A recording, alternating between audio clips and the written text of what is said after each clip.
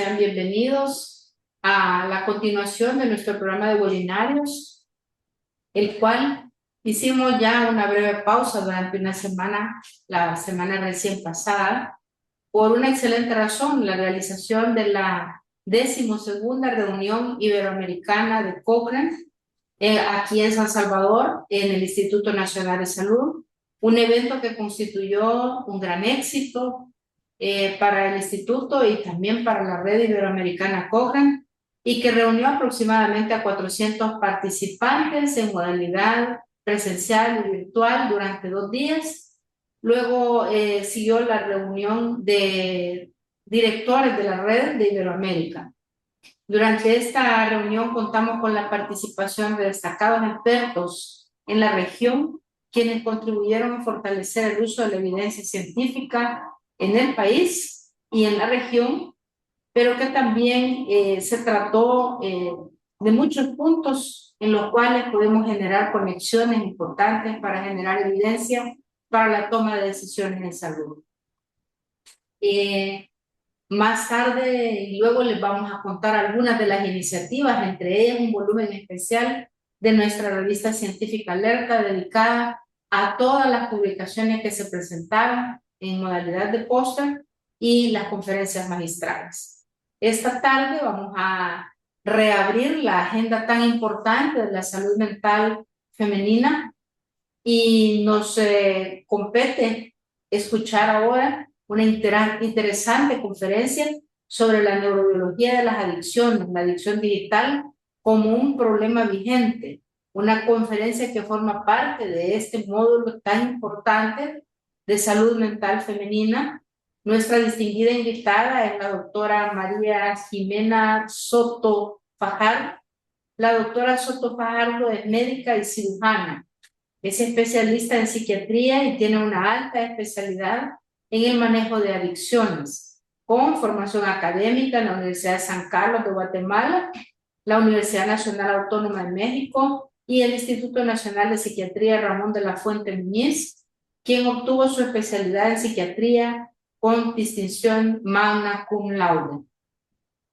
Cuenta con una amplia experiencia clínica en psiquiatría, adicciones y patología dual, así como una formación internacional en instituciones de prestigio como Harvard Medical School, McLean Hospital, donde se especializó en el tratamiento de la sustitución para opioides y manejo integral de trastornos por uso de sustancias. Ha desarrollado actividades de investigación y docencia en programas de posgrado en psiquiatría, neuropsicología, psicología médica en diversas universidades de Guatemala, además de participar en el diseño de programas de atención para poblaciones vulnerables junto a organismos nacionales como internacionales. La doctora Soto además ha participado como conferencista en congresos y foros científicos internacionales en España, México, Colombia, Argentina y Guatemala, abordando temas como la patología dual, la neurobiología de las adicciones, opioides, trastornos del comportamiento alimentario y salud mental.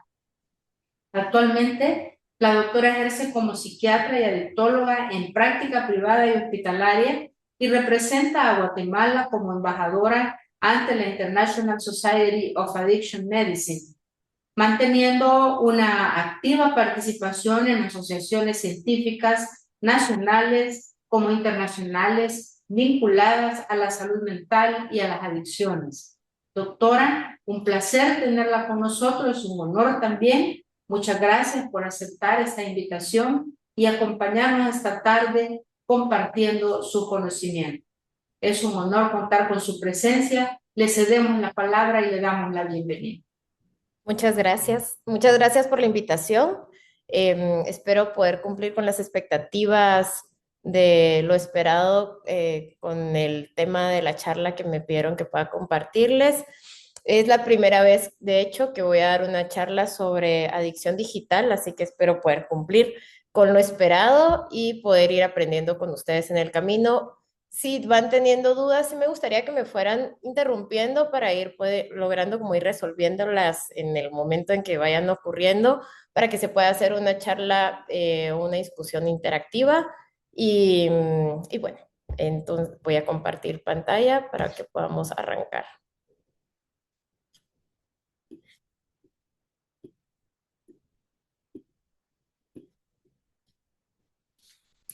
Bueno, cuando se me hizo la invitación, entre corre del tiempo, pasé por alto preguntar qué tipo de público o de colegas iba a tener. Así que intenté cuando la estuve armando la conferencia, de meter información quizá general sobre adicciones, porque no tengo tan claro qué tanta información de adicciones tienen los que nos están acompañando hoy. Puede que ya las sepan, puede que no sepan algunos temas y porfa, si saben o tienen dudas, espero que me lo hagan saber para que podamos irlo discutiendo. Elegí este tema, conectados pero cautivos, porque creo que es algo que nos afecta en el día a día a todos los que estamos aquí. Podemos estar conectados todo el tiempo, pero realmente no estamos vinculados. Es uno de los problemas actuales que hoy tenemos con la introducción y la incorporación ya de la tecnología en nuestra vida y no digamos en los últimos 4 o 5 años, que ha sido un crecimiento masivo de información a la que tenemos acceso, tienen acceso nuestros pacientes, tienen acceso nuestros niños y nuestros adolescentes, que son los que más afectados se van a estar viendo conforme esto vaya avanzando, porque esto no va a parar, va a seguir en crecimiento y sí tenemos que tener como las bases para saber cómo vamos a hacer intervenciones asertivas y que sean eficientes. Entonces, bueno, por eso elegí este tema, este título. Quizá antes de seguir,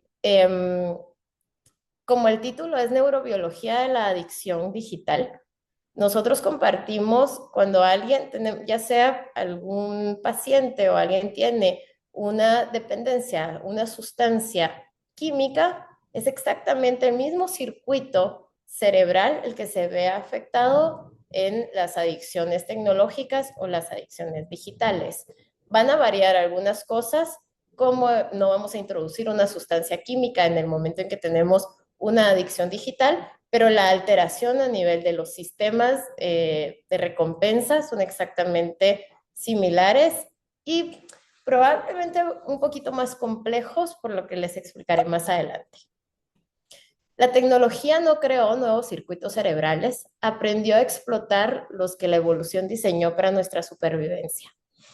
Esto es sumamente importante porque nosotros tenemos un sistema límbico, un circuito límbico donde tenemos nuestro sistema de recompensa que está armado para sobrevivir como especie de animales que somos. Es alimentarnos para no morirnos de hambre, sexo para reproducirnos como especie. Y este sistema es el que se ve completamente secuestrado cuando entramos en conductas de dependencia con sustancias. Entonces es donde tenemos que empezar justo como abrir el horizonte para poder entender cuando un paciente que consume, ya sea una sustancia química o no química, realmente quiere o no puede. Cuando nuestro sistema de recompensa se secuestra, no es lo mismo querer que poder. Muchas veces quieren hacer los cambios, pero no tienen las estrategias ni las intervenciones para poder lograr esos objetivos porque el cerebro se secuestró. Es que vamos a aprender hoy, porque existe la dopamina, cómo aprende el cerebro, cuándo aparece la adicción, por qué perdemos el control y por qué el cerebro digital es tan poderoso. Antes de hablar de adicción, debemos entender cómo funciona el cerebro, cuando aprende, cuando anticipa la recompensa y asigna valor a lo que le rodea. La adicción como tal no es un fallo moral, es un aprendizaje cerebral. Y más que un aprendizaje, es importante mencionar, es una enfermedad. Y muchas veces tratamos a los pacientes que tienen problemas con trastornos por uso de sustancias químicas o no químicas desde un lugar de castigo y desde un lugar moral y no desde un lugar de tratamiento. Y lo que requieren estos pacientes es tratamiento, no castigo. Lamentablemente, hoy por hoy, a nivel mundial, todavía observamos centros que en lugar de ofrecer tratamientos, ofrecen castigo, familias que ofrecen castigo.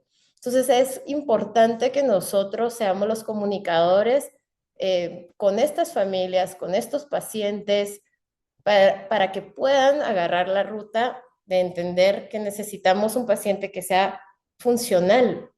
Y a veces funcional no es necesariamente abstinencia plena. Y lo que se busca en adicciones es lograr que el paciente funcione con objetivos reales y no ideales, que es hacia donde los quiero llevar en el resto de la conferencia. Entonces, ¿para qué evolucionó la dopamina? La dopamina no existe para darnos placer. Evolucionó para ayudarnos a detectar oportunidades, a motivarnos en la acción, a aprender de los resultados, asignar valor y prioridad y asegurar nuestra supervivencia. Como lo dije anteriormente, nosotros necesitamos gratificaciones naturales para poder sobrevivir como especie. Sexo y comida, esas son gratificaciones naturales. Pero cuando el sistema de recompensa es secuestrado por las sustancias, entonces estas gratificaciones naturales pasan a segundo plano y se vuelven mi motivador para poder funcionar y poder trabajar y poder ejecutar la droga. Esa oleada de dopamina que se libera es la que me permite sostener, que lo hablaremos más adelante. La dopamina, entonces, es el sistema biológico que nos permite buscar, aprender y elegir lo que nos mantiene con vida. En esta imagen que tenemos aquí, que no voy a profundizar porque seguramente tiene muy clara la información, es donde encontramos el sistema de recompensa. Área tegmental ventral, núcleo accumbens, corteza prefrontal. Entonces, la dopamina no es placer, la dopamina codifica la motivación anticipada y valor y no la sensación placentera en sí. Entonces, la dopamina nos impulsa a buscar, a perseguir, a obtener, es el motor que empuja. Yo quiero comprarme un carro, entonces, como me quiero comprar un carro, tengo que trabajar para poder adquirir el carro. Y esa es como el empuje para poder adquirir el objetivo o la meta o lo que yo deseo. El placer es lo que me gusta, lo que generalmente sí siento alivio, sí me refuerza este deseo de querer repetir la conducta. Y ese placer normalmente está orquestado por mecanismos como nuestro sistema endocannabinoide y nuestro sistema opioide endógeno. Entonces, por ejemplo, cuando alguien consume alcohol, lo primero que se va a liberar son endorfinas y la dopamina se libera después. Y ese primer contacto del alcohol con mi sistema de recompensa y esa liberación de endorfina genera alivio. Ese alivio y esa liberación de endorfina es la que empuja el deseo de querer repetir la conducta y de echarme otra copa. No es la dopamina, es el refuerzo que sentí inicialmente del alivio, de la reparación que sentí en el momento de ese primer contacto. Entonces, sin dopamina no hay búsqueda y sin placer no se refuerza la conducta. Entonces, estos dos mecanismos se integran para poder llevar a mi cerebro a ejecutar las acciones y la toma de decisiones. La función biológica de la dopamina es que es un neurotransmisor, como todos ustedes saben, que regula las funciones esenciales para la vida. No voy a profundizar en esto porque ya lo saben probablemente muy bien y de memoria, pero la dopamina obviamente no actúa sola, actúa a través de las redes complejas que se llevan para poder equilibrar motivación, acción, recompensa, movimiento y cognición. Y estas son las funciones que nos permiten adaptarnos, aprender y sobrevivir. Muchos aquí que han atendido probablemente pacientes con déficit de atención o pacientes que tienen pensamientos muy rígidos o dificultades en las adaptaciones a los cambios, donde tenemos que buscar estos pacientes probablemente vamos a encontrar en ellos muchas veces deficiencias de dopamina o pensamientos muy rumiativos que no les permiten poder ejecutar la toma adecuada de decisiones. Entonces ahí es donde hacemos la selección del tratamiento de acuerdo a la clínica que va teniendo el paciente para lograr que este paciente tenga una mejor adaptación y se pueda integrar mejor al ambiente en el que se encuentra. Tenemos esto que se conoce como Reward Prediction Error, que lo que nos permite esto, que es el error de predicción, es mi cerebro todo el tiempo está comparando lo que va a recibir con lo que recibió. Y tenemos el error de predicción positivo, el cero y el negativo. Esto es lo como normal, lo esperado. Entonces yo esperaba hacer este trabajo y me iban a pagar 1,000 quetzales, pero me pagaron 2,000 quetzales. Y eso me da como un booster de dopamina. Tengo este trabajo donde no esperaba ganar absolutamente nada, me iba a quedar igual y mi dopamina no se mueve. Y tengo este otro trabajo donde yo quería ganar 100, pero en lugar de ganar 100, perdí 100 y mi dopamina baja niveles. Esto es lo que normalmente ocurre en nuestro sistema. Cuando hay consumo de sustancias, este error de predicción está completamente alterado y desbordado y secuestrado, y entonces tiene una expectativa mucho mayor de lo que va a obtener a través del consumo digital o el consumo por sustancias, y terminan siendo expectativas mucho más grandes. En la primera ocasión que yo consumo y que siento mucho placer, voy a liberar niveles muy altos de dopamina. Esa liberación de dopamina me empuja a querer volver a sentir ese placer que no había sentido con absolutamente nada.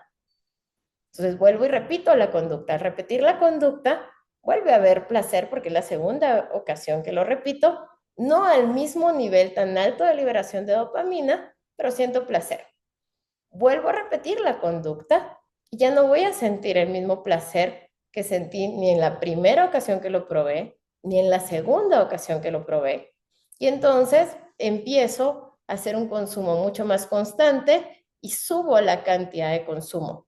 Por ejemplo, me metí un lineazo de cocaína, sentí un rush, mucho placer. En la segunda sentí un rush, pero no lo que esperaba. Y en la tercera ya no siento lo mismo. Puede que me quede igual o que suba un poquito. Y entonces ya no me meto un lineazo, me meto 1 gramo de cocaína. Esto que hace que nuestro cerebro baje o haga una cosa que se conoce como down regulation de dopamina. Entonces baja los niveles de dopamina, ya no sienten la conducta o el consumo, ya no hace que mi cerebro sienta el mismo placer inicial, y esto provoca o lleva a que mi cerebro sienta tolerancia. En el momento en que mi cerebro empieza a ser tolerante, incremento la cantidad de consumo de sustancias a dosis mucho mayores. Y llegamos y entramos en una etapa que es, ¿será que consumo por placer o consumo para funcionar? Que es lo que hablaremos en la siguiente diapositiva. Entonces, cuando no sabemos cuándo llegará la recompensa, el sistema dopaminérgico trabaja mucho más. Entonces, cuando trasladamos esto a temas de adicción digital, vamos a ver que esto está funcionando todo el tiempo porque tenemos estas aplicaciones como TikTok, Instagram, en los adolescentes está Snapchat, Facebook, Reels. Quizá Facebook es lo que ahorita se ha quedado un poquito de lado, pero nunca sabemos cuál será el siguiente contenido, sobre todo en aplicaciones como TikTok, ¿verdad? Estamos scrolleando todo el tiempo los Reels y cada contenido es nuevo e innovador. Entonces mi cerebro empieza a recibir dosis constantes, frecuentes de dopamina. Y esa expectativa nueva del nuevo contenido es lo que empieza a secuestrar este sistema de error de predicción. No sé si tienen dudas hasta aquí o vamos bien. Cuando entramos, perdón, Bien, doctora. cuando entramos ya a otra etapa de la parte neurobiológica de las adicciones, entramos a algo que se llama como salienza incentivadora, que realmente no tiene traducción del inglés al español. Y la dopamina, lo que ocurre aquí es que la dopamina no solo dice esto es bueno, sino hace la clasificación. Esto es importante y necesito alcanzarlo. Y entonces le da valores motivacionales a los estímulos. ¿Qué es básicamente esto? Es el proceso por el cual un estímulo se vuelve atractivo o deseado y es capaz de capturar toda nuestra atención, motivar la aproximación y dirigir la conducta. Entonces, algo que, por ejemplo, yo no soy consumidora de cocaína, pero la probé y se volvió una parte muy atractiva dentro de mi deseo, pero solo la probé una vez. No soy adicta todavía a ella. Sí, esta parte de mi cerebro puede empezar a considerarla como una posibilidad de algo que antes no aparecía en mi radar y ahora me puede empezar a aparecer, sobre todo cuando tengo alguna sensación de vacío o me siento aburrido o necesito una novedad. Lo primero que va a aparecer en mi pensamiento, si ya tuve el primer contacto, va a ser ese recuerdo placentero que me va a llevar a la búsqueda de la motivación, porque ya aparece dentro de mi radar como algo que puede ser atractivo. Entonces, lo normal en lo que se conoce como saliencia es que se le asignan estímulos a gratificaciones naturales, comidas, vínculos, aprendizajes, ejercicio. Pero cuando ya estamos hablando de la adicción, las drogas y las señales asociadas secuestran este sistema y obtienen una saliencia desproporcionada. ¿Qué es esto? Que los estímulos adictivos dominan la atención. Yo puedo tener la responsabilidad de tener que cuidar a mi familia, a mis hijos, proveer, pero perdí la capacidad de poder hacer esa selección de prioridades porque la sustancia se volvió una prioridad por el secuestro de este sistema. Entonces, esto domina atención, deseo y conducta y voy a tener consecuencias negativas, no las puedo controlar porque mi cerebro no puede parar, no puede dejar de pensar en que necesita constantemente este refuerzo. Y aquí es donde entra la parte de búsqueda de ser funcionales. Llega un momento donde la persona que consume sustancias ya no consume por placer, consume para poder funcionar y se vuelve un reto la intervención en los tratamientos, porque si el paciente no consume, no funciona. Y si consume, eventualmente ya no funciona también, o empieza a tener otros problemas en distintas áreas de su vida. Entonces he llegado a tener pacientes que consumen, se levantan, consumen para poder ir a trabajar, trabajan, están funcionando más o menos, pero si no consumen, no se pueden ni siquiera parar de la cama para poder ejecutar la acción.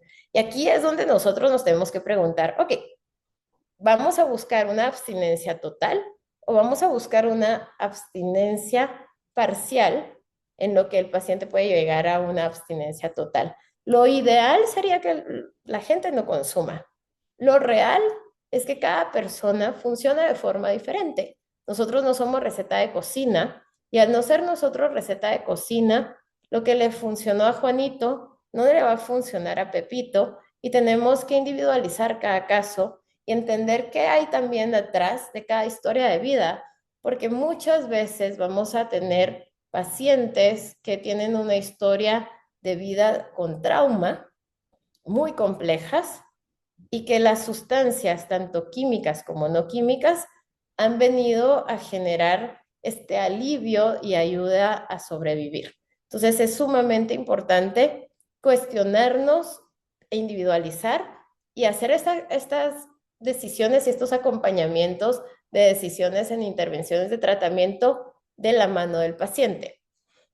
Hay casos donde muchas veces es necesario que el paciente deje de consumir porque su condición médica así lo obliga, ¿verdad? Y entonces hay que trabajar hacia, esto no es negociable, no podemos hacer únicamente reducción de daños, tenemos que entrar en una abstinencia total y se trabaja en equipo con el paciente y con terapeutas y obviamente también es sumamente importante entender si es únicamente un tema de adicción o cuál es la otra comorbilidad asociada, porque en psiquiatría, ustedes lo saben muy bien, es la regla, es que vamos a tener comorbilidad y casi una excepción que esto no ocurra.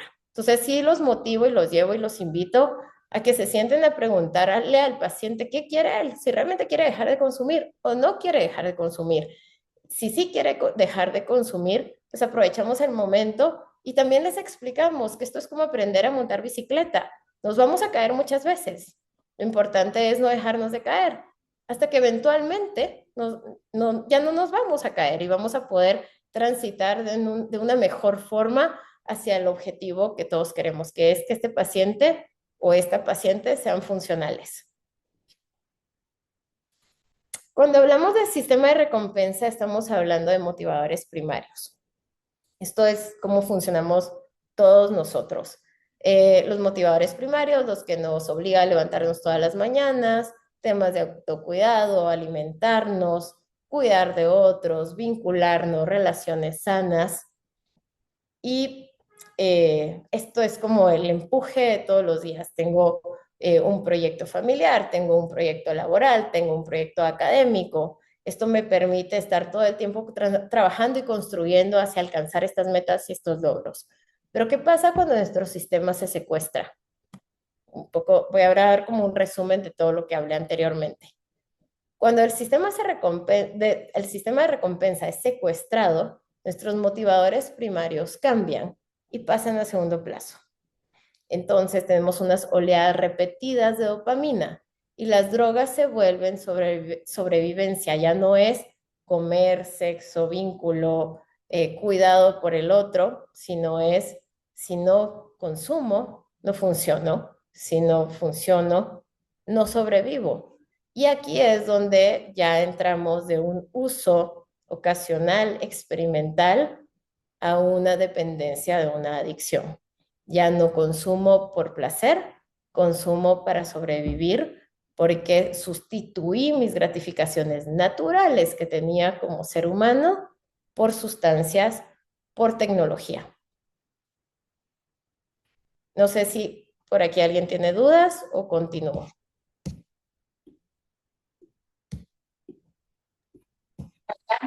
Sí.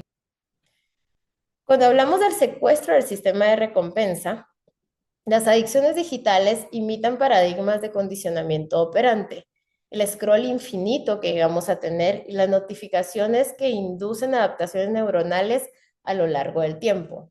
Entonces, ¿qué es lo que vamos a encontrar? El uso digital excesivo. Esto nos lleva a tener picos de dopamina. Vamos a tener liberación de dopamina en el cuerpo estriado comparable con el uso de estimulantes.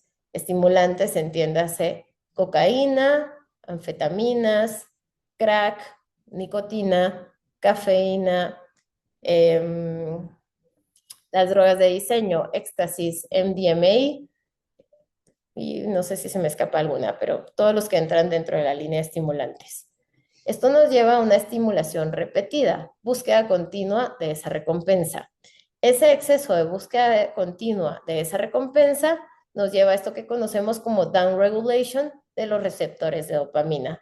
Cuando hay una adaptación a la reducción de la sensibilidad al neurotransmisor, lo que vamos a encontrar es que la sustancia o el escroleo digital ya no es suficiente, ya no satisface las necesidades como inicialmente las hizo al inicio. Entonces entramos en algo que se conoce como estado hipodopaminérgico, que es la sensación crónica de insatisfacción y apatía, o lo que normalmente los pacientes que consumen lo llaman como sensación de vacío. Y esta sensación nos va a llevar a la tolerancia y al craving. Entonces hay una necesidad de mayor estimulación para alcanzar el placer o el objetivo inicial que tuve en el primer consumo. Y esto me regresa al uso digital excesivo de nuevo. Este es un resumen de los sistemas de neurotransmisores que se ven afectados. No únicamente son estos. Aquí también hay que agregar serotonina, los sistemas endocannabinoides y opioides endógenos, pero coloqué únicamente dopamina, glutamato y GABA porque son los más importantes. La dopamina regula la recompensa, motivación y deseo compulsivo. El glutamato altera la plasticidad sináptica y el aprendizaje de hábitos. Y GABA, que es el encargado del control inhibitorio, se desregula, afectando el control de la ansiedad y la inhibición. Ya entrando propiamente a temas de adicciones digitales, el cerebro entra en un estado de hiperreactividad y tenemos dos estructuras en nuestro sistema límbico que son sumamente importantes. La amígdala, que es la encargada de conexión con las emociones, y la ínsula, que es la que empuja el deseo de la búsqueda de. Estas dos estructuras cuando hay ya una dependencia a tecnología, están en modo de hiperreactividad. Entonces, la reactividad aumentada ante estas señales intensifica respuestas emocionales y el procesamiento de las recompensas. Y la ínsula lo que hace es que a través de este recuerdo que me generaba emoción, me activa el deseo de la búsqueda constante y este deseo mucho más fuerte de lo esperado en un cerebro que no esté hiperreactivo en estas áreas. Y esto nos lleva a una eficiencia maladaptativa. La hiperreactividad de la amígdala y de la ínsula hace que el sistema impulsivo sea más eficiente, entre comillas, para buscar alcanzar el consumo de lo que necesita o de lo que desea. Tenemos distintos tipos de adicciones, o se han catalogado distintos tipos de adicciones. Tenemos el trastorno por videojuegos, la adicción a redes sociales, adicción a smartphones, adicción a compras en línea y adicción a cybersex. Ahora, de esto que tenemos, y aquí me faltó gambling, que no lo tomé en cuenta porque el gambling tiene unas características distintas y gambling no es únicamente digital. También yo puedo ir a un casino y apostar, a un bingo y apostar, ir a peleas de gallos y apostar. Entonces solo puse el trastorno por videojuegos. El único que está como considerado un trastorno hoy por hoy es el trastorno por videojuegos y el gambling, como adicciones no químicas.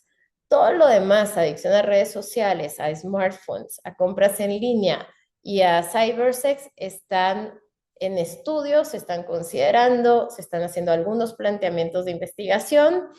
Quizá a mí, como, y que probablemente es algo que les ocurre a todos ustedes, lo que más me preocupa son las nuevas generaciones de cómo vamos a cuidar el exceso de información y cómo vamos a hacer intervenciones que sean asertivas. Creo que cuando tuvimos la crisis en pandemia en 2020 es donde más problemas vimos, no sé ustedes, pero donde más problemas yo vi con adolescentes, o sea, trabajé con muchos papás, fue muy complejo, adolescentes muy violentos en el momento en que se les retiraba la computadora, y esos problemas que vivimos en pandemia, hoy por hoy vamos a verlos mucho más incrementados y con unas dinámicas mucho más complejas.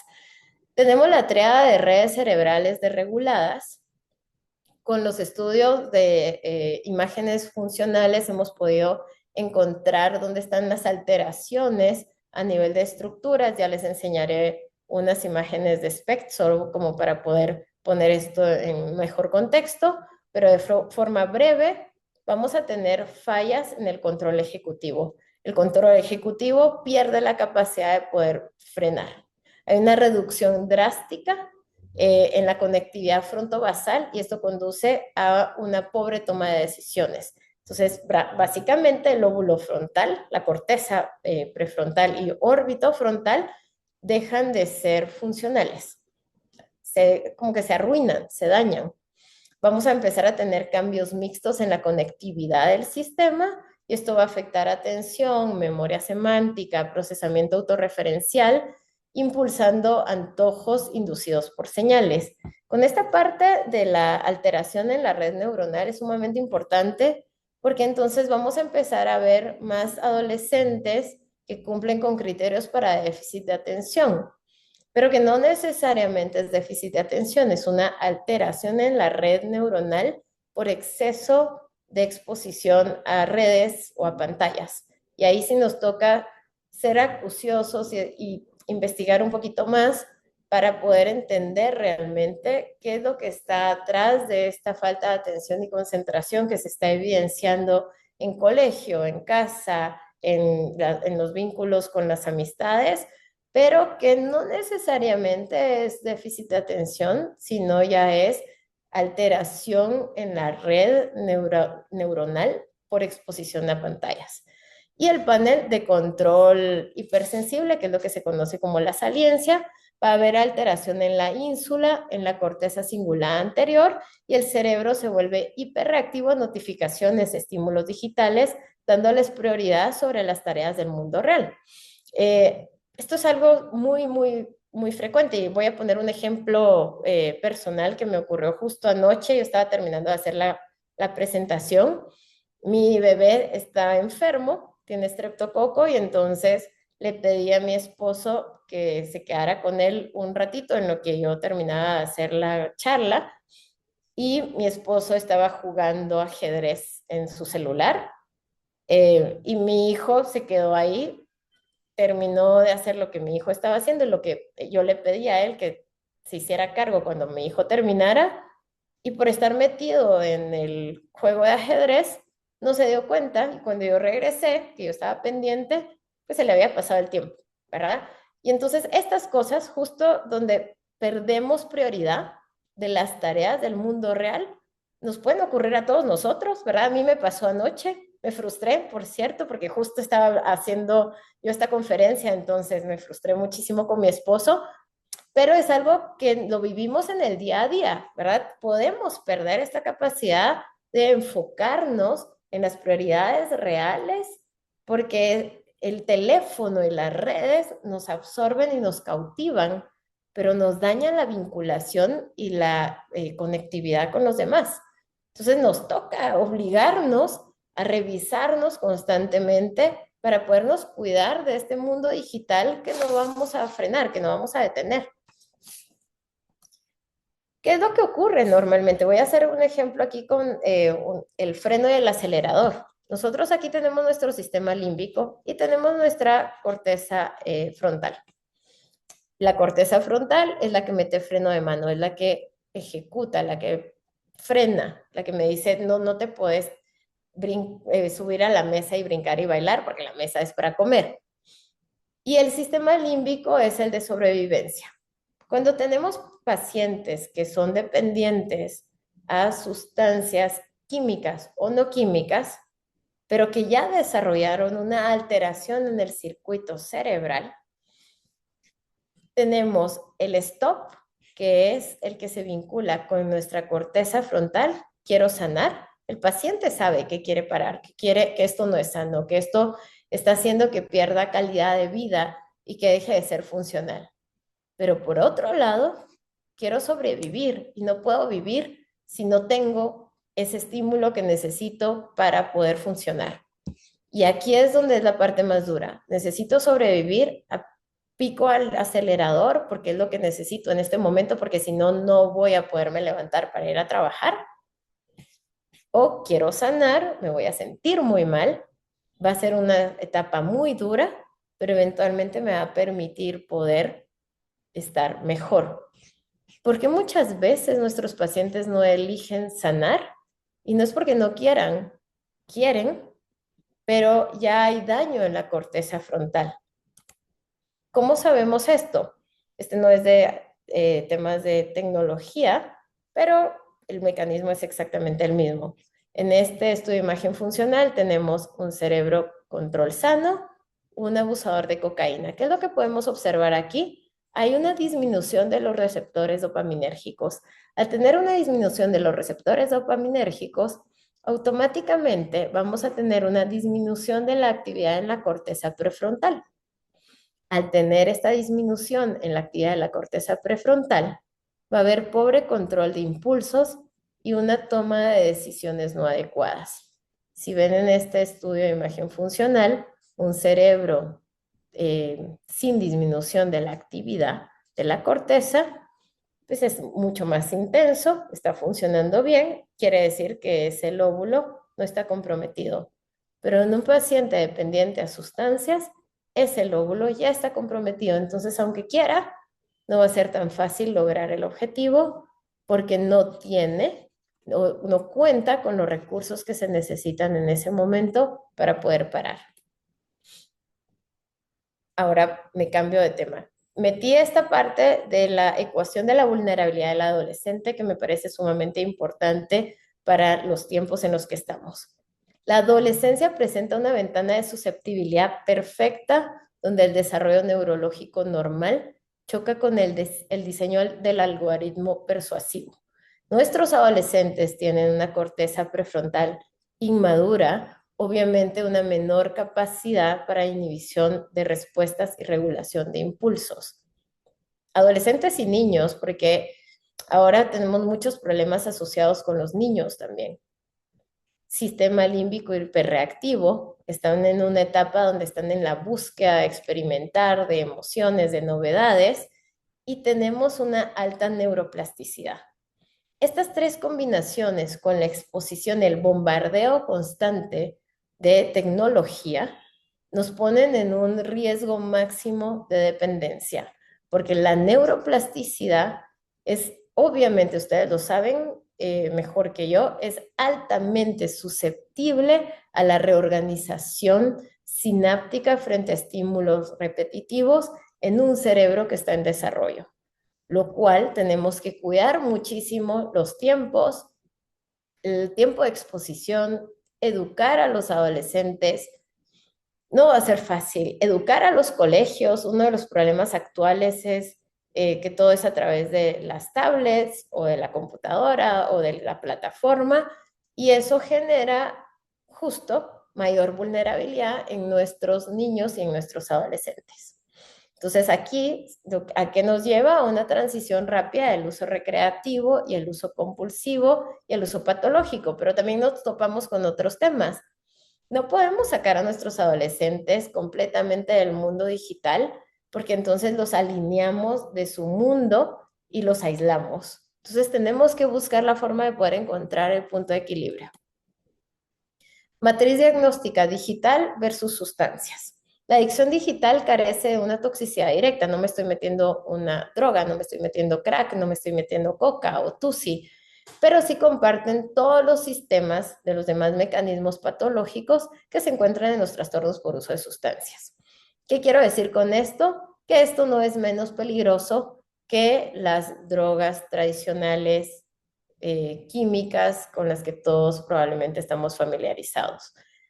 Dimensión, la función dopaminérgica. En adicción digital hay una desregulación, en consumo de sustancias hay una desregulación.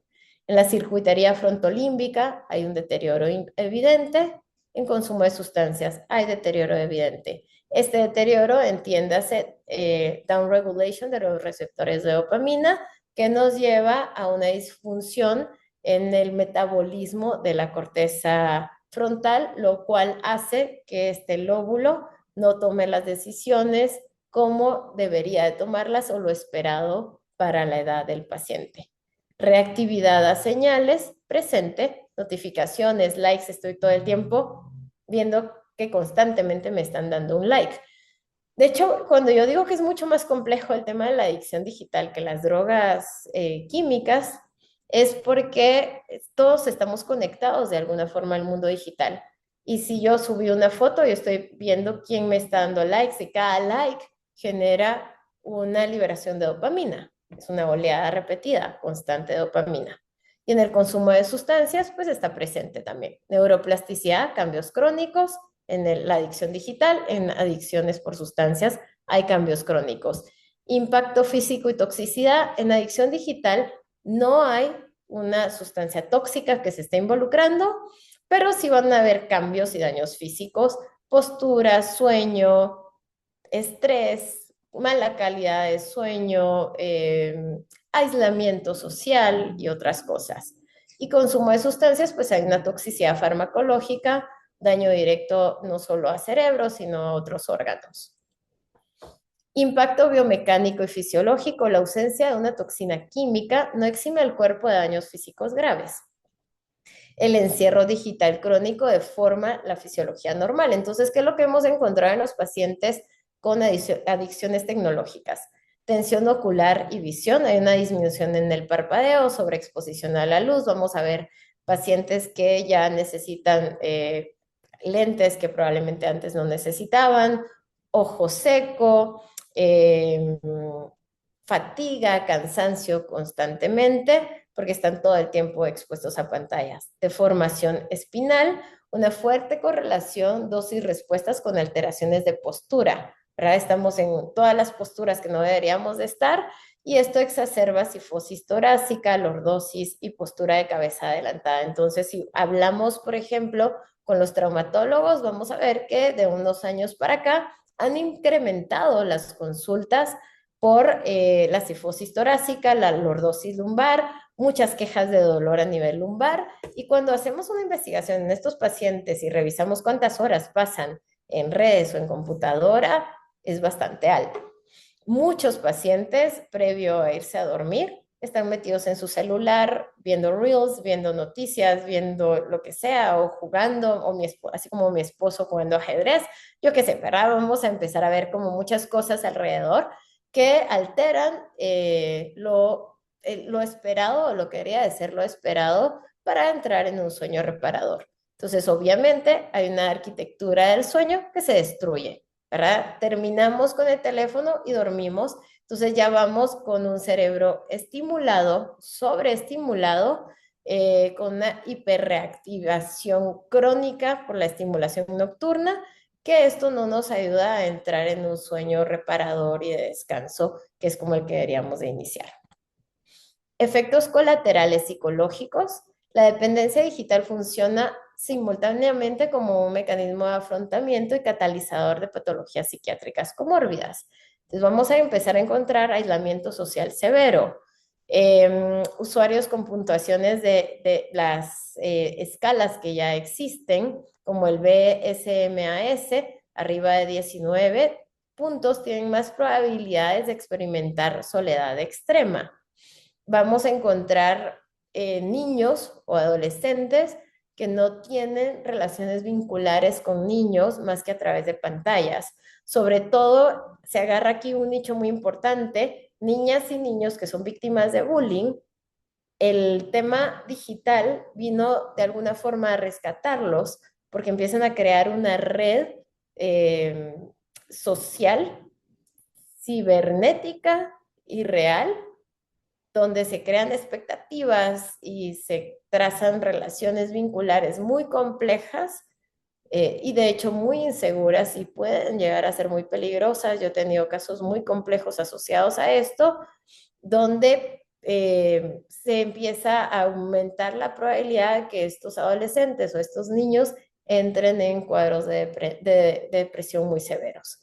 Mimetismo con déficit de atención, que era lo que yo les mencionaba anteriormente, altas tasas de síntomas de inatención e hiperactividad autorreportados, pero que muchas veces no es que el paciente tenga déficit de atención, sino que si investigamos un poquito más y revisamos cuántas horas pasan en juegos, en pantallas, cómo funciona socialmente, tendríamos que hacerlo por descarte. Primero tendríamos que desintoxicar a esa persona del consumo digital para realmente ver cómo se comporta en un ambiente más puro, menos tóxico desde el contexto digital. Alimentación emocional, fuerte correlación entre la adicción a los videojuegos, la agresión y la alimentación emocional, elevando drásticamente el riesgo de malnutrición y obesidad. Dismorfia y depresión, exposición constante a ideales corporales inalcanzables, generan imágenes corporales negativas, creando un ciclo de depresión mediado por mal sueño. Cuando en la parte de alimentación emocional, no sé cómo les fue a ustedes en COVID, pero yo tuve casos de papás donde sus hijos les llegaron a pegar en el momento en que les retiraron la computadora, donde ellos entraban en estos juegos virtuales, el juego les mandaba comida a casa porque eran muy buenos. Entonces tuve un caso donde la plataforma, el chavito se había ganado cenas de McDonald's, entonces tenía dinero, podía acceder a eso y dejó de alguna forma de necesitar de su sistema familiar.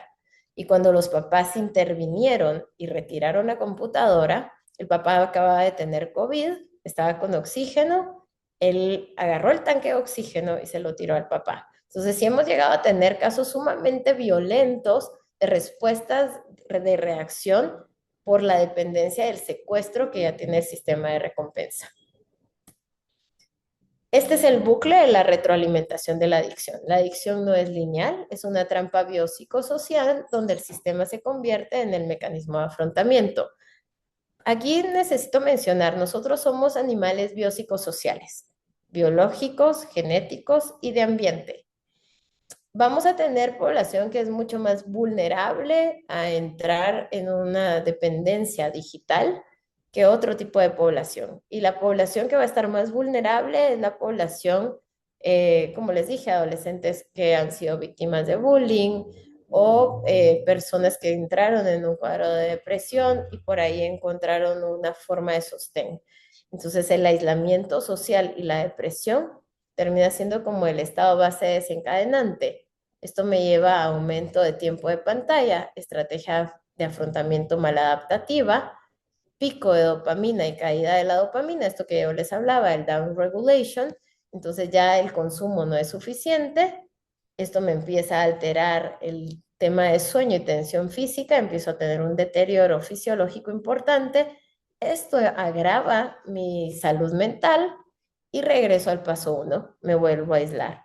Y este nuevo aislamiento me regresa al aumento de consumo de pantallas.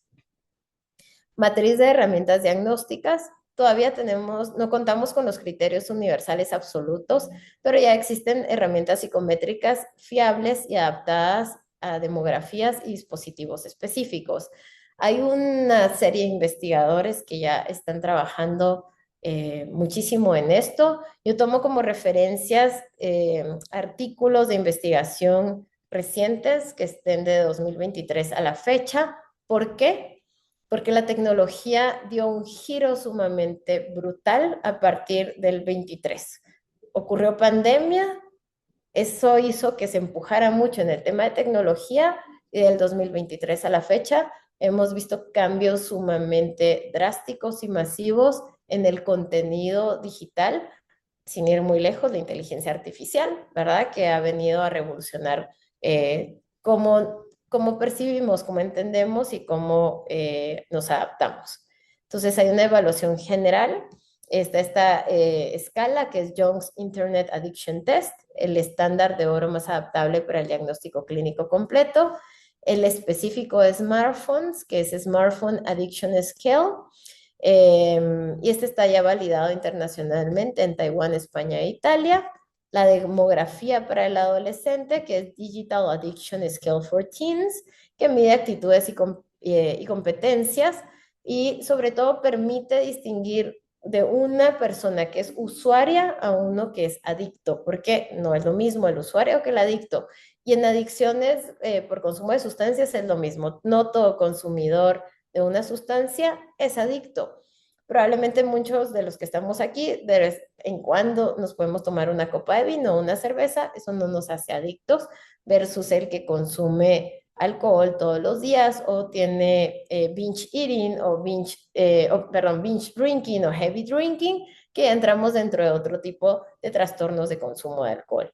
Síntomas de abstinencia, esta es una escala que nos puede medir los síntomas de abstinencia para realmente ver cómo está el craving y la irritabilidad durante las primeras restricciones que se hagan en el momento de hacer intervenciones.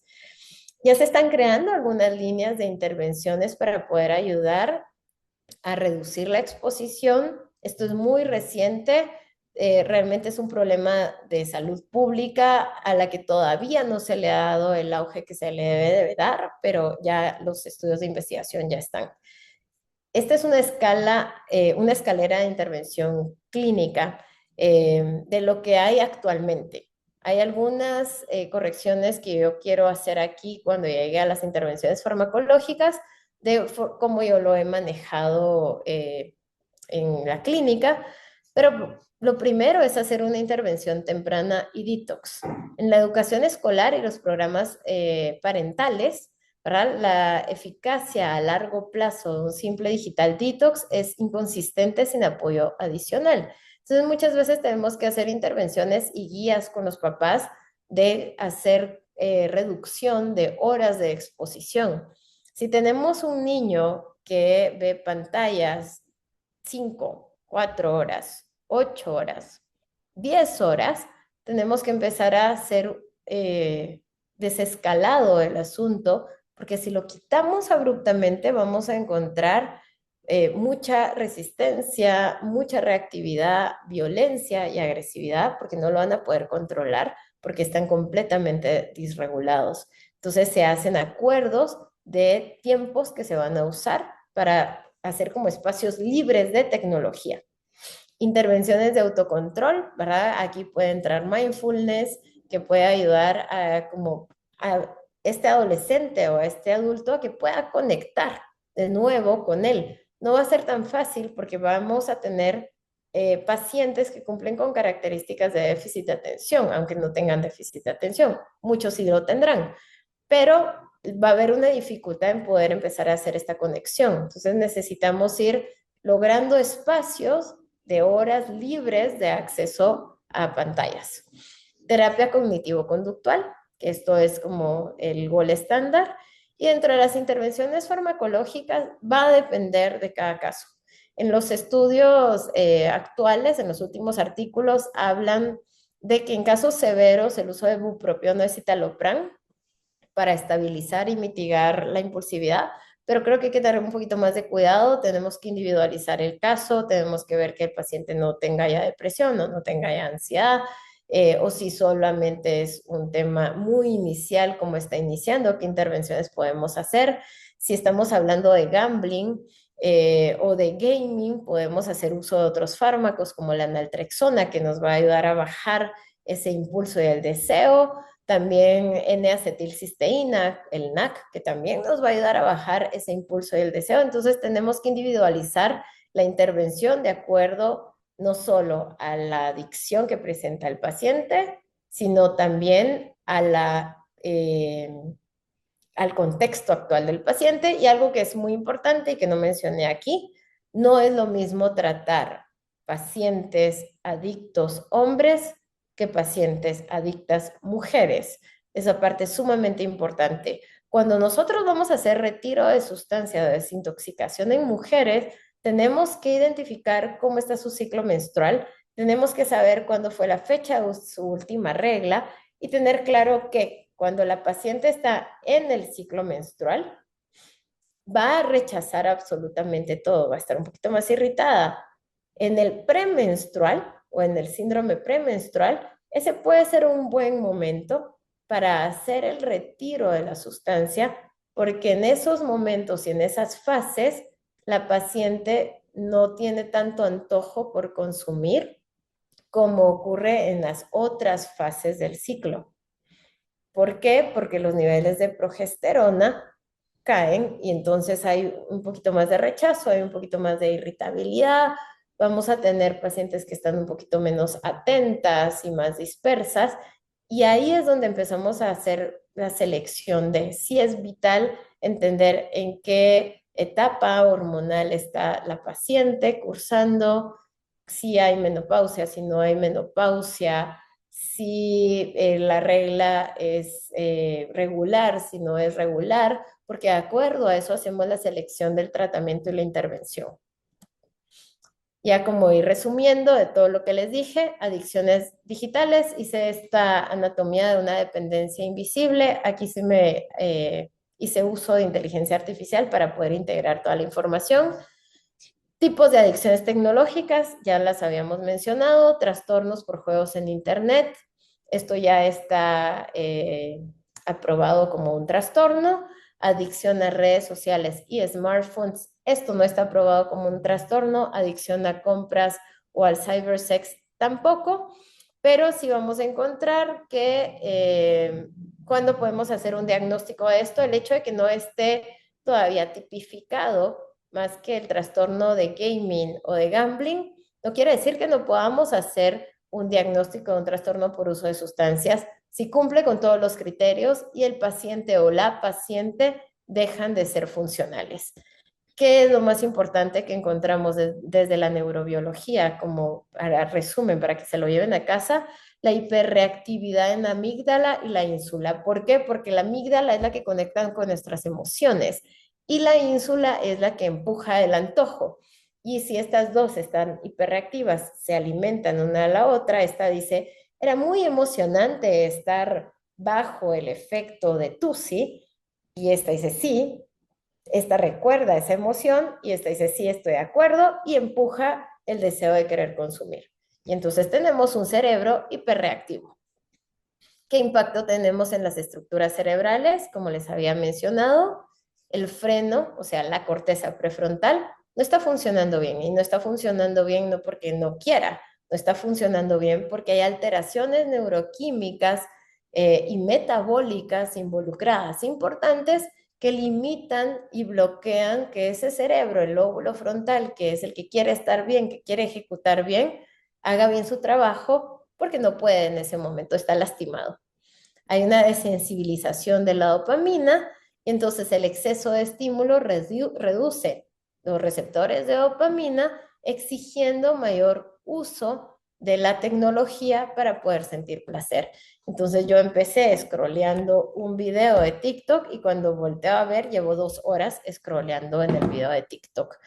Y en resumen, de acuerdo al consenso neurobiológico 2025-2026, estos son los 3 receptores de los 3 neuroquímicos más importantes involucrados en los cambios y alteraciones neuroquímicas y neurobiológicas de nuestro cerebro.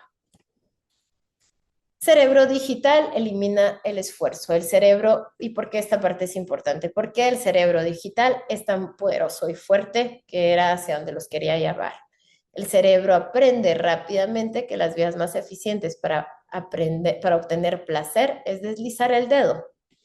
Antes, el esfuerzo era subir, hacer una caminata, hacer una carrera, escalar. Ese esfuerzo nos llevaba a la recompensa. Aquí está mi premio. Tengo que caminar, tengo que subir esa montaña y esa es mi recompensa. Hoy, el pulgar es el encargado de hacer esa recompensa. Es gratificación inmediata, sin esfuerzo. El cerebro aprende rápidamente que la vía más eficiente para obtener placer es deslizar el dedo. Si yo puedo tener placer, ¿por qué no solo deslizo el dedo? Si puedo tener placer y me ahorro la caminata, porque por aquí gratifico más. Esto nos lleva a una disminución de la motivación a actividades que requieren un esfuerzo, como leer. Puede ser sumamente agradable leer, pero ya no necesito leer si alguien me está resumiendo el libro en TikTok y eso me va a dar gratificación inmediata. Entonces vamos a ver disminución en lectura, en el estudio, en las conversaciones, en el vínculo. Salimos a un café y vamos a ver que pueden haber 3 personas y las 3 están metidas en su celular y no están vinculando porque esto refuerza más que una buena charla. Perdemos esa capacidad. Hacer ejercicio. Para hacer ejercicio, que es tan gratificante y que es el gol estándar en muchos de nuestros tratamientos en psiquiatría, sí se necesita esfuerzo, disciplina, constancia para que el cuerpo lo empiece a pedir. Pero como nuestro sistema de recompensa se secuestró, el esfuerzo que voy a hacer para ejecutarlo es bajo. También disminuye el tema de trabajo. Y la plasticidad hace el resto. Cada repetición fortalece las conexiones sinápticas. Entonces el cerebro aprende. Primero, cuando estoy aburrido, desbloqueo el teléfono. Cuando estoy ansioso, desbloqueo el teléfono. Cuando estoy triste, desbloqueo el teléfono. Y finalmente, ni siquiera pienso, simplemente desbloqueo el teléfono de forma automática y estoy segura que eso nos pasa a todos los que estamos aquí. Intentemos cada vez reducirlo más, porque nos necesitamos proteger a nosotros y necesitamos proteger a nuestras siguientes generaciones y necesitamos hacer uso adecuado de la tecnología. Inicio cortical, control cortical, decisión consciente. Con el tiempo es el estriado dorsal y ya es un hábito automático y este pierde la capacidad de la toma de decisiones. El hábito se automatiza y pasa del control cortical al estriado dorsal y entonces ya no es una decisión racional, sino que es una decisión emocional desde nuestro sistema primitivo límbico que tenemos como animales que somos. Las drogas secuestran el sistema de recompensa mediante una molécula. La tecnología lo hace mediante millones de algoritmos que aprenden en tiempo real cuál es la forma más eficaz de mantener nuestra atención. Y con esto termino. Muchas gracias, doctora Soto, por su excelente conferencia. Hay muchas felicitaciones y también hay preguntas. interesantes, puesto que este es un problema no solo vigente, sino yo diría alarmantemente creciente, ¿verdad? En la sociedad, una situación que se exacerbó con la pandemia, pero que ahora con la inteligencia artificial ha cobrado todavía más vigencia. Eh, Desde Inglaterra, la doctora Dorothy Macy está conectada. Un saludo para ella. Qué excelente conferencia, dice. Muchas gracias por explicarnos por qué ocurre la adicción. En las redes sociales se menciona un algoritmo que contribuye a la adicción. ¿Nos puede explicar, por favor? Sí, de hecho, que para eso está armado y yo, miren, yo espero sé que no va a pasar. Voy a hacerlo desde un tema que tengo mucha información de esto. Mi esposo es físico matemático y se dedica a tecnología. Entonces yo todo el tiempo le estoy cuestionando cosas porque ellos son los que están armando todo este Sí, sistema, ¿verdad? Donde incluso nos están llevando a que nos vayamos de alguna forma sustituyendo los humanos para cumplir funciones que ya no van a ser necesarias. Y yo le decía a él como, si nos anulan, la tecnología nos llega a sobrepasar y nos anulan, tampoco va a ser un negocio para las empresas y las industrias porque no va a haber gente que pueda pagar las compras porque nadie va a tener dinero porque ya no ejercen, ¿verdad? Entonces, son cosas que ellos lo tienen controlado y lo saben, pero no sé qué tanto tiempo lo van a pasar controlado. Y el algoritmo está justo hecho para poder cumplir con la búsqueda, entregarle al cerebro o a esa persona lo que está buscando. Por ejemplo, ¿verdad? Yo tengo un bebé, entonces lo que yo busco es de cosas de bebés. Y todo el tiempo me están mandando bombardeos parece. con información de cosas de bebés.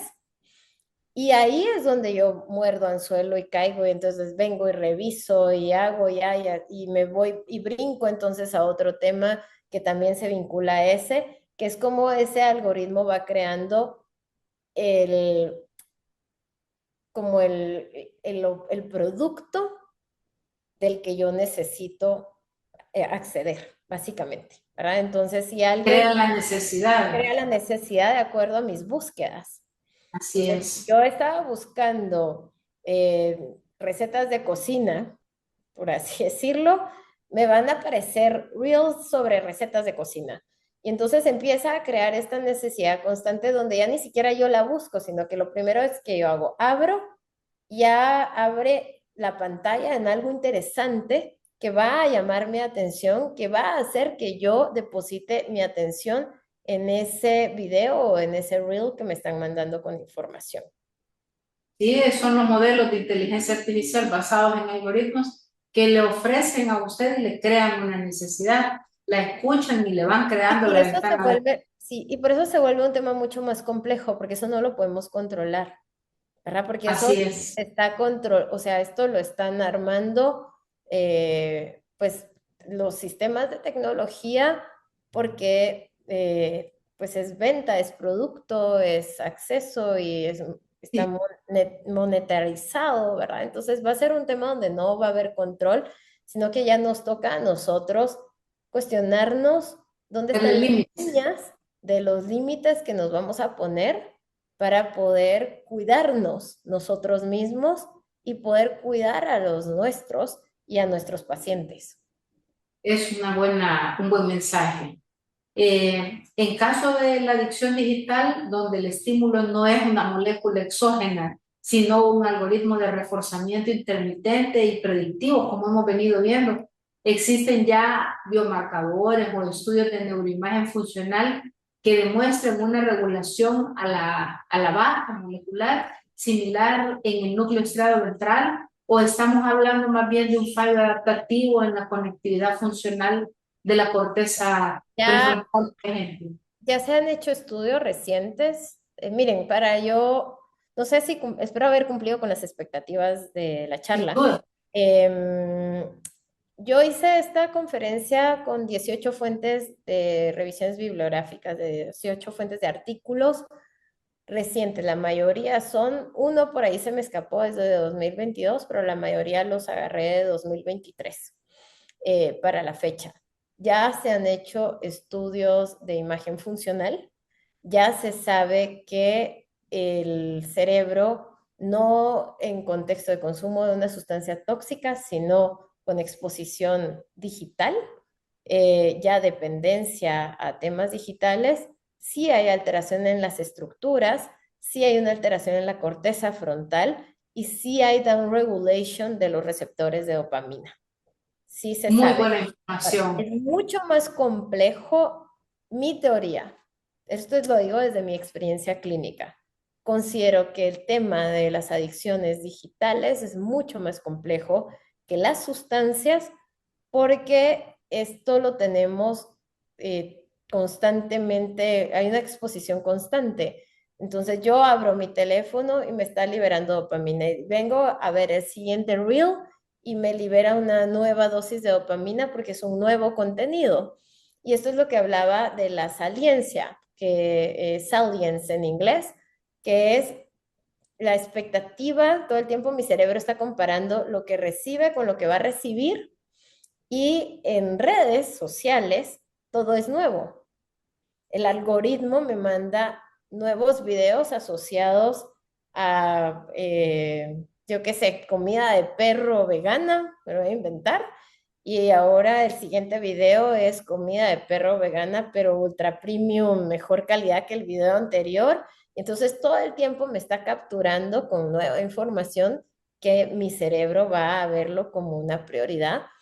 Y el problema es que cuando se altera todo el sistema de recompensa, pierdo el foco porque esto se vuelve más importante que comer, se vuelve más importante que entablar una charla. ¿Por qué? Porque la charla no me va a liberar la dopamina que el constante estímulo o la oleada repetida de dopamina va a generar en mi cerebro.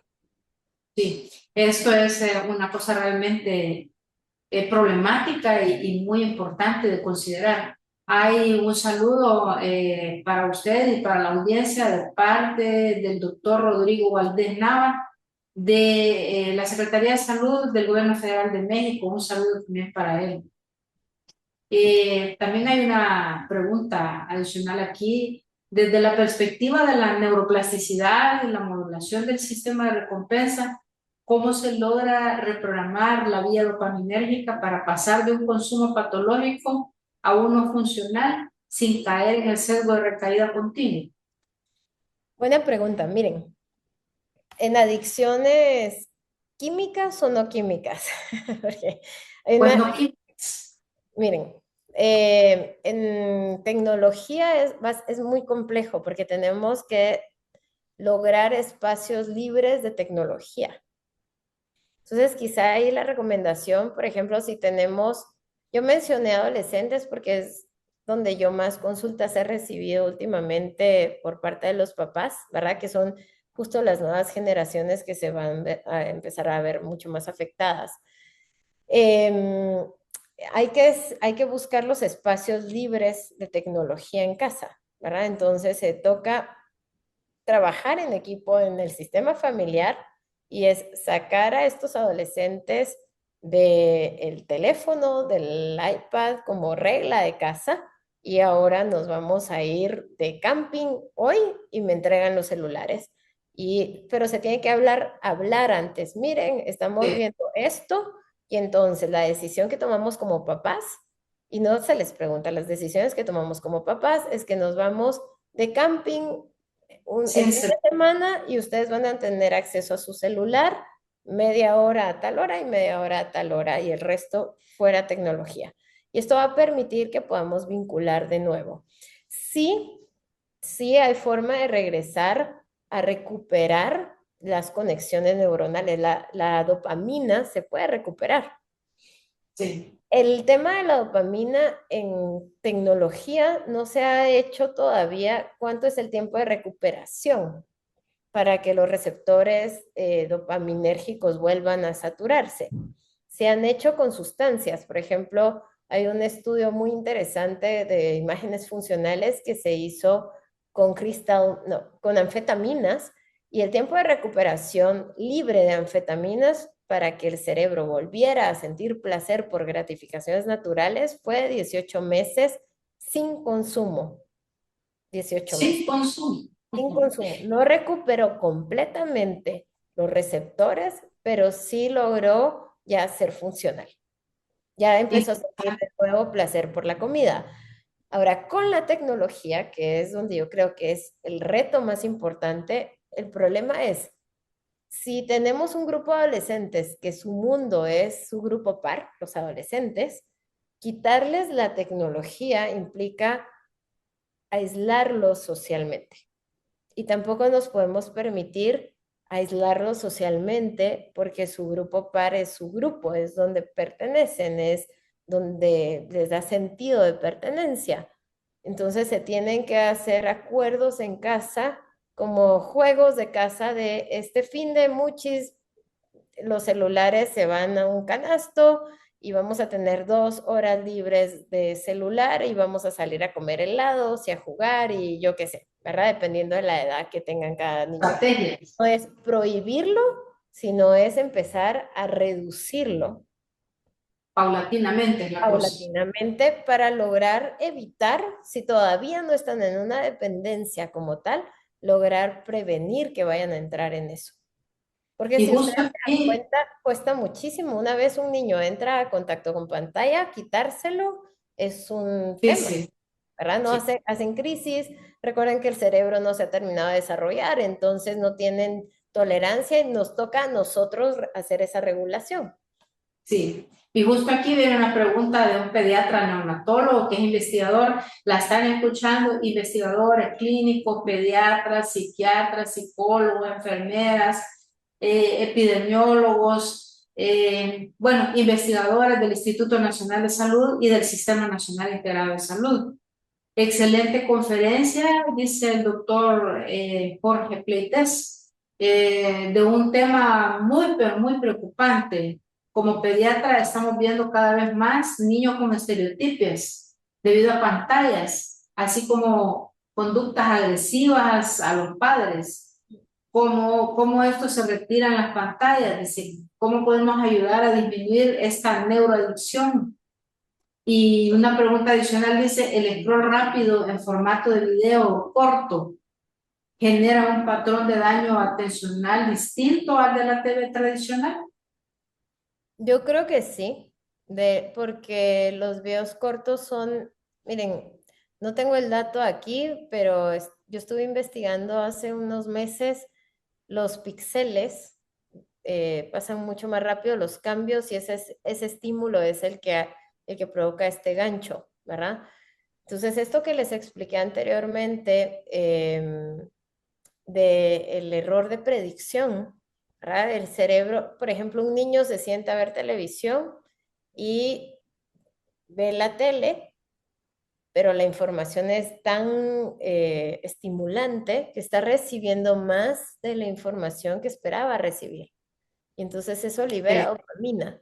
Y a la hora que le queremos quitar la pantalla nos hace crisis porque está sintiendo exceso de estímulo.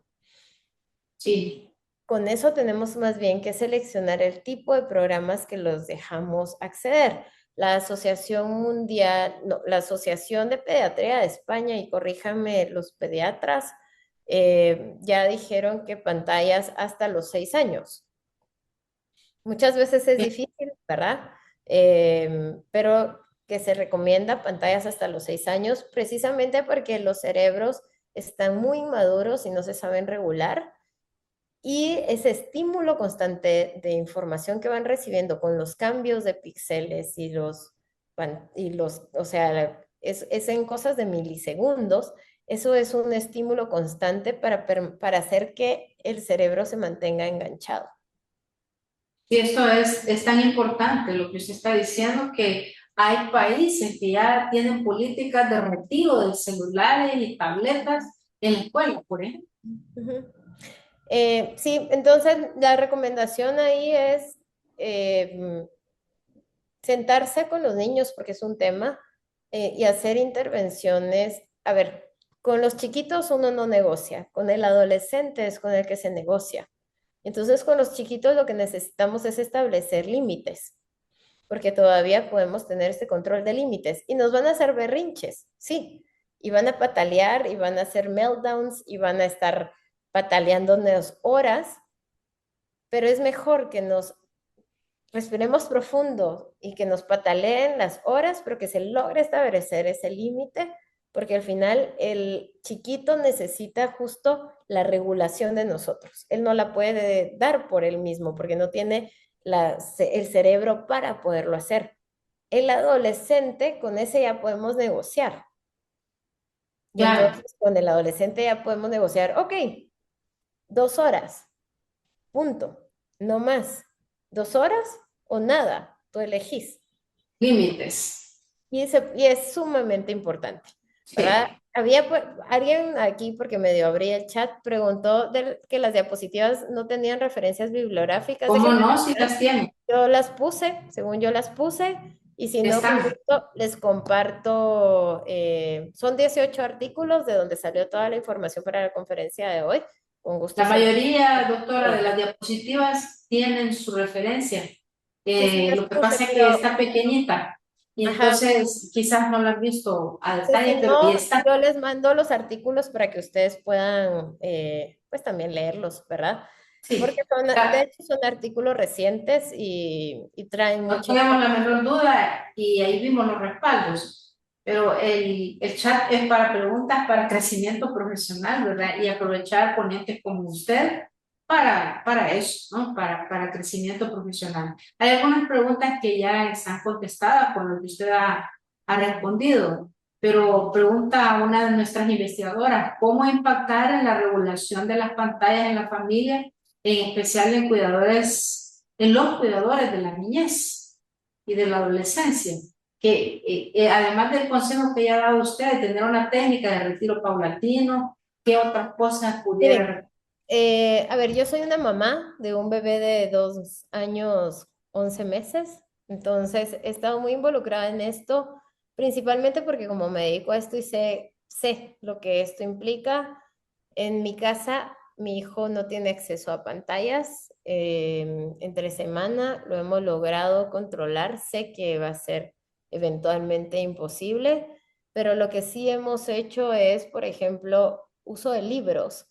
Entonces, él, Sí, por ejemplo, conoce a Pau Patrol, lo ha visto un par de veces fines de semana, en domingos. Nos cuesta mucho retirarlo, entonces casi no lo hacemos porque quitárselo se vuelve una guerra, pero le compré libros de Pau Patrol.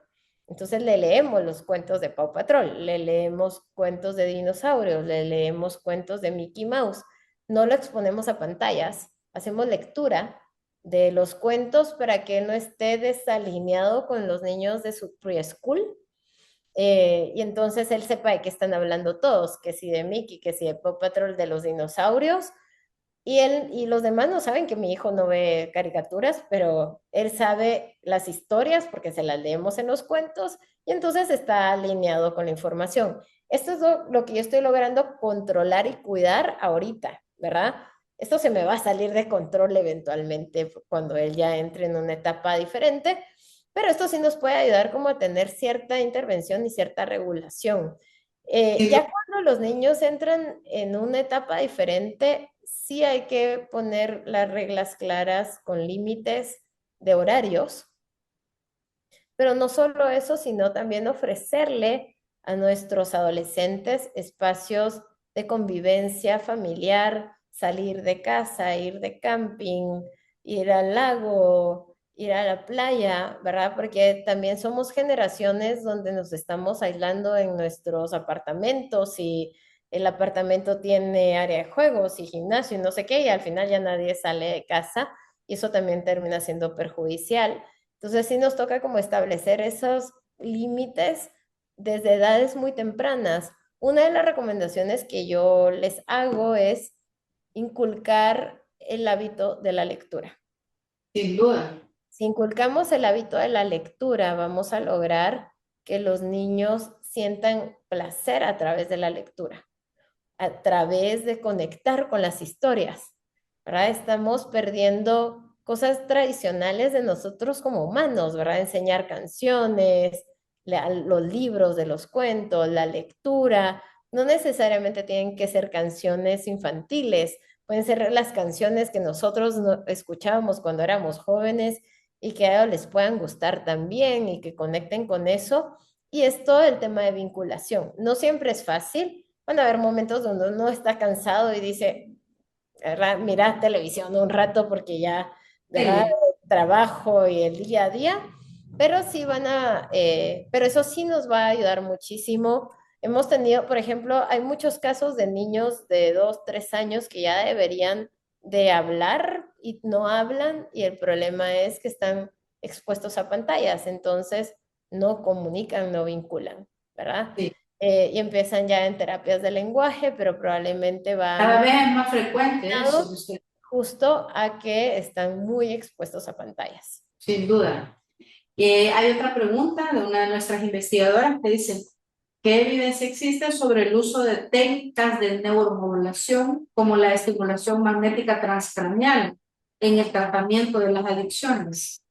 En adicciones, magnética transcraneal está aprobado para tabaquismo únicamente en este momento y para depresión resistente a tratamiento. Muy bien. Hay estudios que se están haciendo ya para otro tipo de trastornos por uso de sustancias, pero aprobado únicamente para tabaquismo en este momento.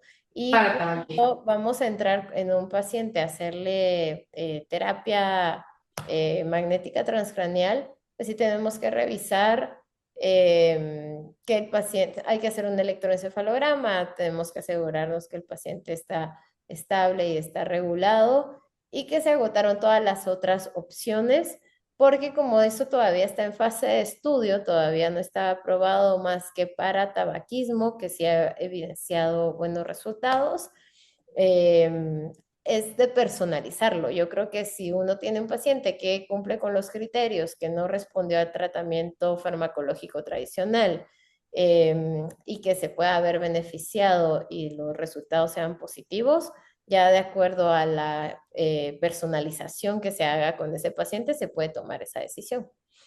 Sin duda alguna, doctora. Hay Muchas mucha gracias. investigación. Yo, de hecho, déjenme ver si les paso datos. Ahorita en octubre yo voy al Congreso Internacional de Adicciones, de Medicina de las Adicciones, y uno de los temas de auge es la terapia magnética transcranial. Lo que pasa es que yo no puedo decirles si funciona o no funciona porque realmente solo está Hay aprobado evidencia para todavía. tabaquismo y están en fases de estudio para otras sustancias. Ajá, ¿verdad? Sí. Entonces, se vuelve un tema ahí donde están en fase de estudio, pero hay que ver los resultados, como también psilocibina y LSD, ¿verdad? Que también están en fases de estudio, pero se han caído los estudios, ya estando en fase 3 porque no se ha logrado cumplir con los objetivos que se habían esperado en los estudios de investigación. Sí, hay más preguntas, doctora. Hay un comentario y una pregunta. La doctora Antonieta Sandoval que dice, además de mandarle saludos y por la excelente conferencia, dice, Gracias por la invitación que ella me invitó. sí, yo sé, en una época en la que la abstinencia total de la tecnología no es viable, ¿cuáles son los objetivos terapéuticos más realistas para el tratamiento de las Miren, adicciones esa musicales? parte es importante. A veces nosotros como médicos, a ver, nosotros como médicos tenemos una personalidad narcisona, ¿verdad? Creo que es una parte ahí del Poquito. tema de nuestro perfil, ¿verdad? Y entonces queremos salvarlos, ¿verdad? Y llegan con nosotros y nosotros queremos hacer justo el Todo. trabajo y rescatarlos y salvarlos y que sea exitoso. Y es nuestro involucramiento con nuestros pacientes y nuestro compromiso. Lamentablemente muchos pacientes no van a dejar de consumir y van a consumir el resto de su vida. Y entonces el tratamiento se tiene que dirigir con el paciente. ¿Tú qué querés? ¿Querés dejar de consumir o querés bajarle al consumo? Y cuando los pacientes responden bajarle al consumo, se trabaja reducción de daños. Entonces los objetivos que se trazan en los tratamientos Lo ideal sería que no consumieran, pero lo real son otros 20 pesos. Y si nosotros nos metemos a lo ideal, rompemos el vínculo del tratamiento con el paciente, porque entonces el paciente nos va a empezar a mentir para poder cumplir con las expectativas que nosotros hemos impuesto sobre su tratamiento. Y entonces tenemos que trabajar con el paciente, con lo que él quiere, con objetivos reales. Para esto Claro, tengo un ejemplo muy claro. Tengo un paciente que es mi paciente desde hace 10 años, es adicto a crack, alto ejecutivo, pero adicto a crack. Eh, yo lo conocí en 2017 y él dejó de consumir el 17 de febrero del 2020. Pasamos del 2017 al 2020 haciendo reducción de daños.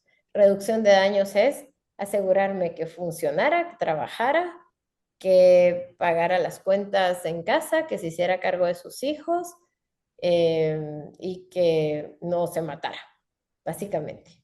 ¿Verdad? Reduje daños. 2020 a la fecha, ha consumido en 4 ocasiones aisladas crack. Nunca más volvió a engancharse. El crack es bien difícil de salir, casi nadie sale. Y este paciente, pues, yo lo pongo de ejemplo porque fue constante, lo veo todas las semanas, sin falta, desde hace 10 años y ya lleva 6 años limpio de consumo de crack, con estas par de caídas que ha tenido muy ocasionales, pero es funcional, sigue siendo un alto ejecutivo en la empresa en la que labora, recuperó la relación vincular con sus hijos, está divorciado, ya tuvo pareja, tiene sus momentos de bache, ¿verdad? Porque no solo es el consumo, también es bipolar, pero el objetivo con él era lograr que fuera funcional y eso es lo que se ha logrado en este momento y él sí ya no consume, por esa es ejemplo. la cuestión, un Pero, tránsito muy pero no real. empezamos ahí, empezamos en reducción de daños. Sí, Si yo me hubiera metido en ya no consuma, ya no consuma, ya no consuma, probablemente pero él ahí, hubiera regresado conmigo o me hubiera estado mintiendo todo el tiempo. si no, o se hubiera ido, lo hubiera perdido. Eh, Hay un comentario aquí interesante, la violencia por neuroadicción, por dependencia digital, la estamos viendo también hacia los maestros, hacia los profesores, dice un pediatra neonatólogo aquí. Y es interesante, ¿verdad? Pero hay Violencia una por parte de los alumnos. de los alumnos hacia los profesores, Sí. que lo vemos, ¿verdad? Como a veces hasta lo vemos como muy natural ahora que los niños sean muy agresivos con los maestros, incluso los padres, Miren, por eso sí una, es un tema social, ¿verdad? Por eso yo creo que esto es un tema de política pública que se tiene sí, que atender, porque al final urgente, nos obligan, de alguna forma, las instituciones académicas, universitarias, terminan obligándonos a ceder cosas que no deberíamos de ceder, ¿verdad? sí, Y las instituciones son las obligadas de cuidar esos espacios. Entonces sí sin se duda alguna. volver un tema muy complejo donde se tiene que volver como a... Creo que esto nos agarró en curva y todas las instituciones se tienen que sentar a hacer consensos para establecer los límites. Este alumno está cruzando la línea A de ver, respeto y está empujando mis límites, me estás poniendo en riesgo, no te lo voy a permitir y esto amerita una llamada de atención. Segunda llamada de atención, bye. Pero eso implica que los papás no van a ser tan fáciles en eso. Entonces sí hay que empezar a educar a las instituciones académicas. sin duda, un cambio completo de actitud con información, ¿verdad? Hay una pregunta aquí interesante. ¿Cómo afecta la adicción digital en adolescentes medicados y diagnosticados clínicamente como TDAH o TOD? ¿Y cuál puede ser la forma de regular? ¿Cuál puede ser la forma, dice, de regular el uso de pantallas sin que los adolescentes reaccionen con conductas agresivas, compulsivas o incluso suicidas? Miren, es complejo, sí. Miren, las cosas de control parental yo creo que han fallado porque los estudiantes, los adolescentes les saben dar la vuelta a eso, pero creo que toca A ver, y aquí regreso. Cada adolescente es diferente, entonces nos vamos a topar con adolescentes más agresivos, más reactivos, más desafiantes que otros, ¿verdad? Pero la intervención inicial es centrarse con el adolescente y establecer los límites. Vas a utilizar pantalla de tal hora a tal hora, porque al final la pantalla la proveo yo y sin pantalla tú no tienes acceso a eso. Y estos son los límites, va a haber berrinche y cuando se ponen límites hay cambios, hay tensión en el sistema, pero cuando el papá se mantiene firme y no baja, se lleva a cabo la ejecución. Y quizá la Eso. recomendación ahí es, no te estamos dando opciones, esta es la situación en la que tú estás. Tú decidís cumplir con esta regla, este va a ser el beneficio. Tú decidís no romper, tú decidís romper esta regla, esta es la consecuencia. Tú elegiste esto porque decidiste romper la regla. Y entonces se le cambia el chip, como yo no te lo impuse. Estas son las reglas de mi casa, tú las sabías y sabías que estas reglas iban a haber consecuencias. Y tú elegiste la consecuencia, no la elegí yo. Y ahí Y está. eso es bien importante, poner límites y reglas claras, ¿verdad? Mucha gente diciendo cosas aquí interesantes, como dónde pueden ver esta conferencia de nuevo. Bueno, todas las conferencias que profesionales como usted tienen, pues la generosidad de darnos, quedan en el canal de YouTube del instituto para que las puedan ver. Entonces, Y si pueden, necesitan las referencias bibliográficas, son más o menos 18 artículos de donde saqué toda la información. Es la primera charla, con ustedes, estrené esto, es la primera charla que doy sí, con el tema de adicciones, así que espero haber cumplido con las no será la expectativas. última si usted no lo Eh, doctora, porque es un tema sumamente importante, ¿verdad? Tan importante que hay gente que está preguntando cómo se puede transmitir esta información a los padres de familia en las escuelas, Sí, ¿verdad? esa es importante, hay que sentarse con los papás a hablarlo sobre lo que es, ¿verdad? Esto es un problema real, es una epidemia, no tenemos control y esto es mucho más complejo que alguien que consuma marihuana, porque la marihuana la podemos controlar, esto no, porque esto está desbordándonos información todo el día, todo el tiempo, ¿verdad? Entonces es justo establecer límites y en equipo. El problema es que muchos papás pues están desvinculados y entran, y ahí nos metemos en temas de sistemas familiares disfuncionales, donde a veces no ayuda con el asunto. Creo que uno de los acercamientos que se pueden tener es con los colegios, empezar a educar a los colegios. Mi recomendación es que los colegios empiecen a dejar de usar tecnología para las clases, ¿verdad? Tener iPads, computadoras en las clases hacen que pierdan el foco de atención porque realmente no van a estar poniendo atención a la clase, van a estar metidos en redes sociales. Entonces, sí sugiero que se haga un consenso con las instituciones académicas, con acuerdos entre los papás de grado, por ejemplo, porque si este papá quiere cortar el iPad, pero este decide que no, y este sí, y este no, ahí se armó, ¿verdad? Se tienen que poner todos de acuerdo para que esto se pueda cumplir de una forma más ordenada y más sistemática con objetivos más claros.